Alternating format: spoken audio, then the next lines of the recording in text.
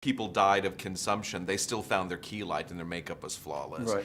And it was interesting to me when I think of like Oscar Wilde in his last days in Paris. In a hotel when he was arguing with the wallpaper, I still think of it as being like the mansion on Turtle Creek. You know, it's like, oh, he might not like the wallpaper, but he's living It's a in good well-appointed thing. And then you walk into those hotel rooms, and the interesting thing is, I love the way the timeline jumps around. But when you put it together kind of chronologically, is his surroundings after prison get progressively less posh until he's really quite in dire situation.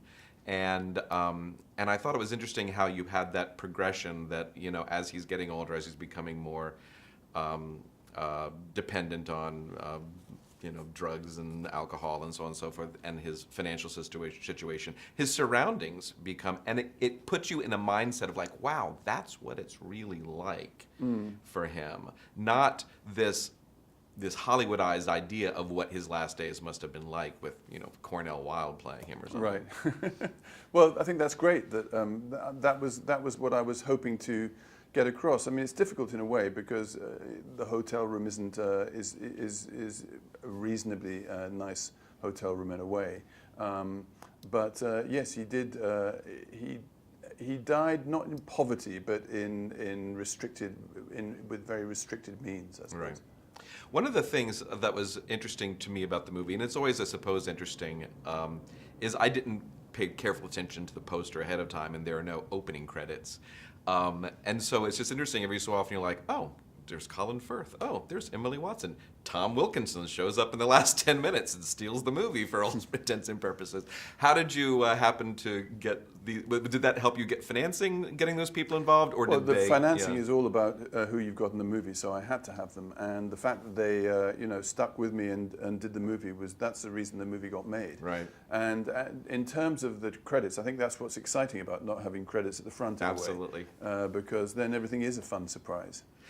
Were they personal relationships that you had, or were they just did you just send them the script and They say? were personal relationships I had. And with Emily, for example, when I started writing the script, I was working with her at the time, and I always had her in mind, hoping that she would play the part. Yeah, she was great. Yeah, everybody in the movie is really great. Yeah, I had really, really good actors all the way across.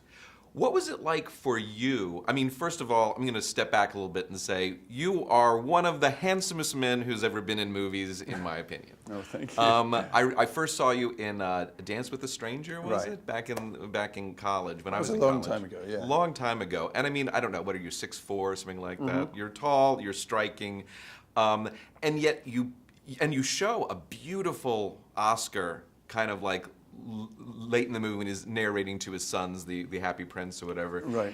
And then the very next scene is him looking really, really Ropey. As a director, was it because you don't look like that in person. You are slimmer than you are in the movie. Right. Did you have to like kind of think about what is my vision of Oscar as a character from a director standpoint versus a writer standpoint versus an actor standpoint? Well, they were all in one. Since I was wearing all those hats, they were all in one unified kind of thing for me. Yeah. And you know, I loved the pictures of Wilde by Toulouse-Lautrec, for example, in Paris. And those were very Looking inspirational. like Balzac almost. Cause With the kind of thin hair and the kind of tiny little lips and the big round face. So that was what I was going for, really. That kind of almost kind of homeless-ish person type of drunkard character, really. I love the moment in the movie, and it's hard for me to put it in chronological order because the movie hops around. Where I think it's very early on, where the British one, the lady, sees him on the street. It might even be the opening scene. Right. And the first thing he does is ask her for money, and she's just totally caught off guard. Yeah, that happened to him all the time. Yeah. It happened to people all the time. They'd see him, recognize him, and go and say hello, and he'd ask them for money. It takes a little bit of shamelessness, I suppose, Absolutely. to be Oscar Wilde, and probably a little bit to make a movie about Oscar Wilde. As he says, there's nothing like an Irish tinker when he gets into his stride, and that's really what he was very good at fleecing people.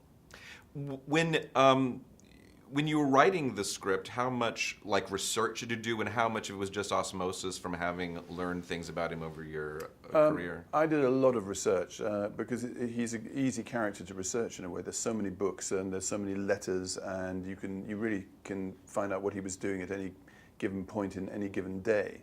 So that was exciting. Also, having played Wilde so much, I was very familiar with, the rhythms and the phraseology and the way the sentences were constructed. So writing it was really one of the most fun parts of the whole process. But yeah, a lot of research I did.